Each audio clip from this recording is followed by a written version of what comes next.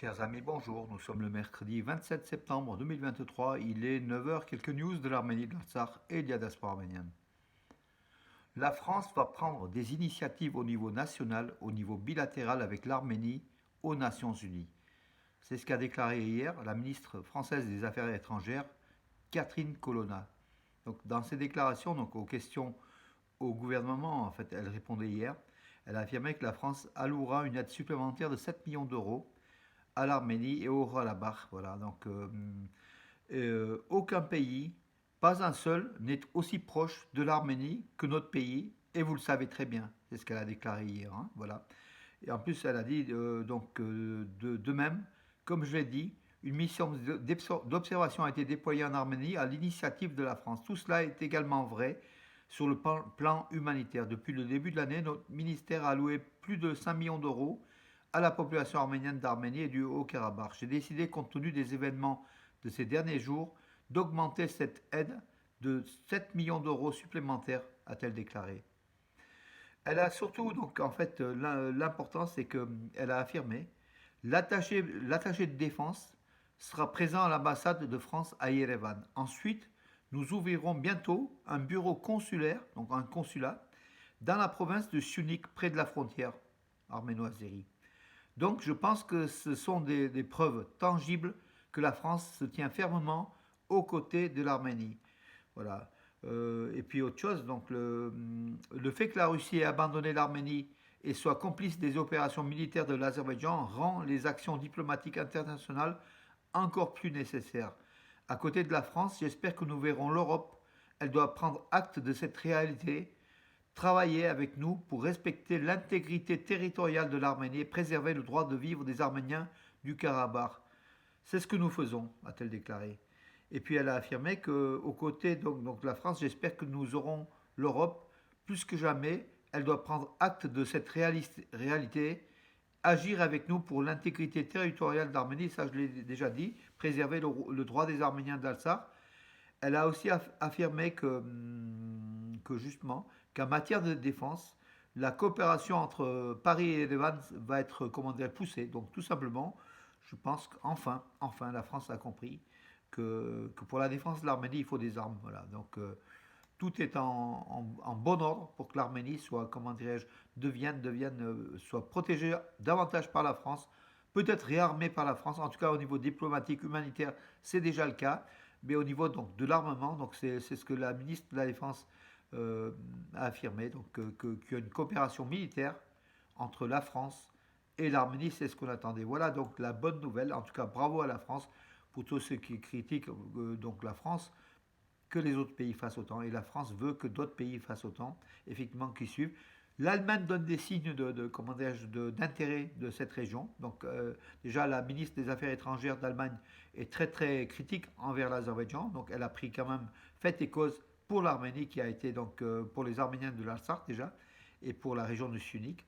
On verra donc la suite. Donc voilà, là, c'est en fait cette ouverture du consulat prochain, donc du consulat de France sans doute à Kapan ou à Goris, donc dans la région de Sunik, dans cette région convoitée par l'Azerbaïdjan, qui va être le grand changement, en plus de l'armement de l'Arménie par la France. Voilà. Alors, le flot des réfugiés continuait, donc hier soir, on était à 28 120 réfugiés arrivés de l'Artsakh en Arménie à 20 heures. Voilà, donc c'est un flot important, 28 120, c'est plus du quart de la population arménienne de l'Artsakh. Entre-temps, Anthony Blinken et Aliyev ont eu une conversation téléphonique hier. Donc le porte-parole de la Maison-Blanche a affirmé du ministère des Affaires étrangères des États-Unis a affirmé que d'autres opérations militaires au Karabakh ne sont pas, comment dirais-je, ne seraient pas acceptables, et surtout, et que Aliyev aurait promis, et que Anthony Blinken, le secrétaire d'État aux Affaires étrangères en fait, américain, a demandé à Aliyev d'accepter l'envoi d'une mission d'observation internationale.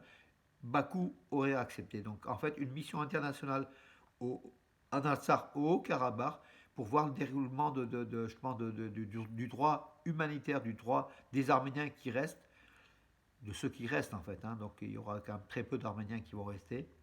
En tout cas, les États-Unis vont mettre le pied, les observateurs sans doute de l'ONU vont mettre le pied en Artsakh, au Haut-Karabakh.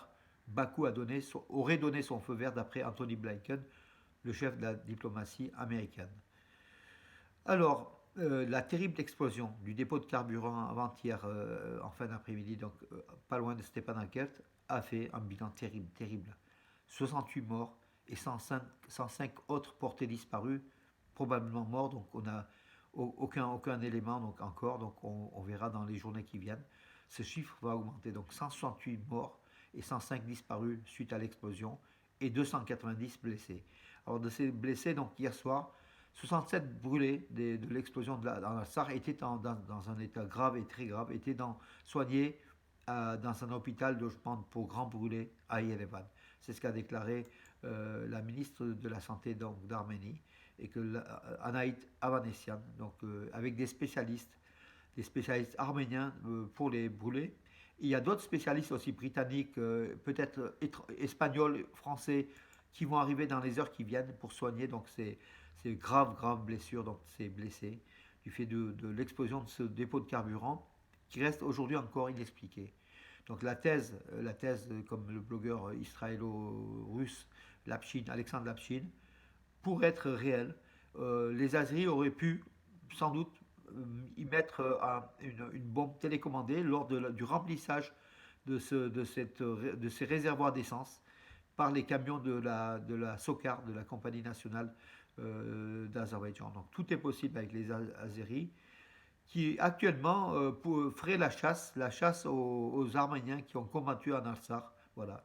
Après, Bakou donc, dit que donc, on doit arrêter ceux qui ont été victimes, qui ont commis des crimes de guerre lors des guerres contre l'Azerbaïdjan.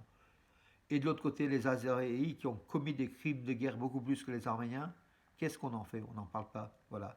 L'Azerbaïdjan veut dicter sa loi sur cette guerre, l'issue de la guerre, et au barrage, en fait, au corridor de la Chine, au point de contrôle, les soldats azeris filtrent la population arménienne qui sort de l'Artsakh et arrêtent les hommes en âge de combattre ou ceux qu'elles soupçonnent d'avoir combattu donc, lors de la guerre d'Artsakh. Comme une des réfugiés disait, mais tous nos hommes ont combattu la guerre de l'Artsakh. Tous ont pris le fusil à un moment donné. Donc voilà, donc aussi la réalité du terrain. Voilà.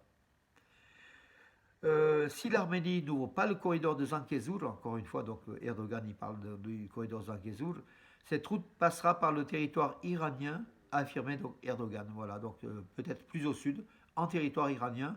Pour nous, ça serait peut-être tant mieux qu'elle passe sur le territoire iranien. C'est ce qu'a dit Erdogan en affirmant qu'avec Téhéran, les pourparlers avançaient de façon positive. Voilà, donc on verra.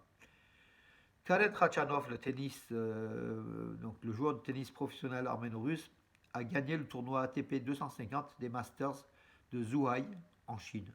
Depuis 4 ans, il n'avait pas gagné de tournoi, donc voilà, le joueur de tennis a gagné donc un tournoi. Il revient en forme et pourvu que ça continue, Karen Khachanov.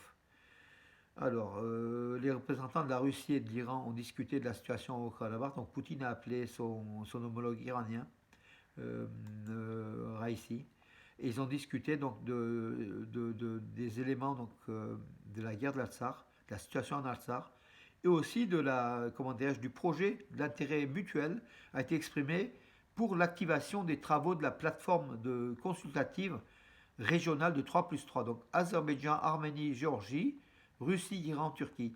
Donc c'est cette forme de négociation à six pays, donc, dont certains n'en veulent pas, comme la Géorgie, mais en tout cas la Russie, Moscou tient à ce plan pour essayer de donner à la région du Sud-Caucase une ouverture de toutes les voies de transport et puis un rapprochement diplomatique entre ces 6 pays. Tout ça mené par la Russie, bien sûr, hein, avec la Turquie et l'Iran.